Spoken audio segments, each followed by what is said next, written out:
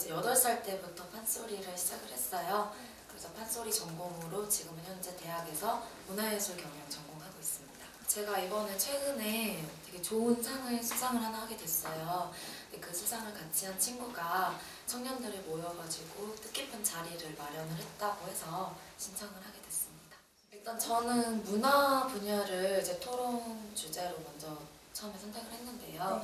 아무래도 제가 전공을 하고 있는 게 국악이다 보니까 국악과 문화에 대한 얘기를 좀 더 나누고 싶어가지고 신청을 했습니다.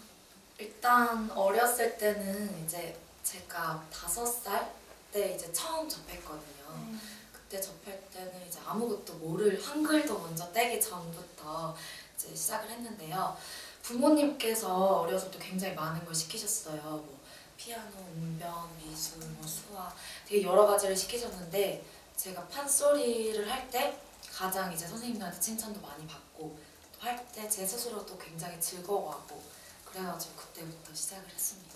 저 판소리라는 게 대중화되어 있는 게 아니니까 우리 전통 음악이다 보니까 저는 좀 관심을 많이 받고 자란 것 같아요. 제 자랑은 아니고 이제 어렸을 때부터 이제 뭐 초등학교를 들어가도 중학교를 가도 굉장히 특기하면 항상 판소리가 따라다니니까 친구들이나 선생님들이 또 많이 관심을 가져주시고 또 그런 관심을 받다 보니까 제가 지금 이 자리에 있는 것 같습니다. 좀 포기하지 않고 물론 힘든 시기는 있었는데 그거를 끝까지 놓지 않고 계속해서 꾸준히 해왔던 게 가장 큰 것 같고요. 그리고 부모님의 영향이 가장 컸던 것 같아요. 항상 옆에서 지지해 주시고 응원해 주시니까 제가 하고 싶은 이런 국악에 대해 분야에 대해서 지금까지 열심히 하는 것 같습니다. 그 영국 기네스 월드 레코드 아트 앤 미디어 분야의 판소리 최장 시간 최연소 연장 기록을 세운 거예요. 그게 이제 판소리 신청가랑 수금가를 이어서 불렀거든요.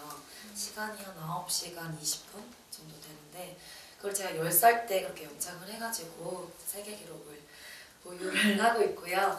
그걸 이제 시작하게 된 계기는 항상 어려서부터 이 우리 소리의 대중화와 세계화에 저는 관심이 굉장히 많았어요. 그래서 이거를 어떻게 하면은 내가 좀 실천을 할 수 있을까 아빠하고 이제 계속 고민하고 의논을 한 결과 그러면 우리가 세계 기록에 한번 도전을 해보자. 그래서 아빠께서 먼저 조언을 해주셨고 제가 그 목표를 삼고 연습을 하다 보니까 그런 기록이 탄생이 됐습니다. 아니요, 아빠는 이제 국악은 안 하시는데 항상 어려서부터 이제 제 소리도 잡아주시고 또 연습하고 그러면은 아빠가 항상 검사를 해주셨어요. 네, 그래서 든든하게 항상 옆에 계셔가지고 도움을 가장 많이 받은 것 같아요. 문화 분야에 대해서 가장 좀 관심이 많이 가고요. 제가 전공이 이제 국악이다 보니까. 그리고 조금 더 구체적으로 이제 어떤 얘기를 하고 싶냐고 이제 물어보신다면 요즘 이제 글로벌 시대잖아요. 그렇기 때문에 항상 문화하면은 문화의 국제화 이런 부분을 좀 많이 생각을 하세요. 국제화 시대에 발맞는 이제 문화예술 기획자나 경영자들이 좀 갖춰야 할 그런 자세나 책임, 역할 이런 부분에 대해서 조금 나눠보고 싶어요.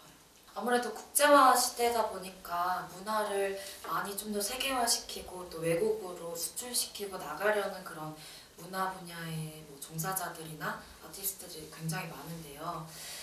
저는 가장 중요하게 생각하는 게 일단 소통이라고 생각을 해요. 그러면 소통은 뭐냐라고 좀 떠올려 봤을 때 언어적 소통이 가장 큰 것 같거든요. 근데 제가 이걸 왜 중요시 생각을 하냐면 일단 저는 국악을 전공을 하고 있기 때문에 항상 해외 공연이나 그런 데를 갔을 때 제 스스로 이제 공통 언어라 하면 이제 영어인데 제 스스로 이 문화의 가치를 알고 예술적 가치를 설명하는 것보다는 통역가들을 좀 사용을 해가지고 많이 이제 공연을 하는 경우가 많거든요. 근데 거기서 굉장히 좀 많은 문제점들이 발생을 한다고 생각을 해요. 이 예술의 가치를 알고 직접 자신이 본인의 그런 언어를 구사를 해가지고 설명을 하는 것과 통역가를 한번 걸쳐가지고 설명을 하는 거는 굉장히 큰 차이가 있거든요.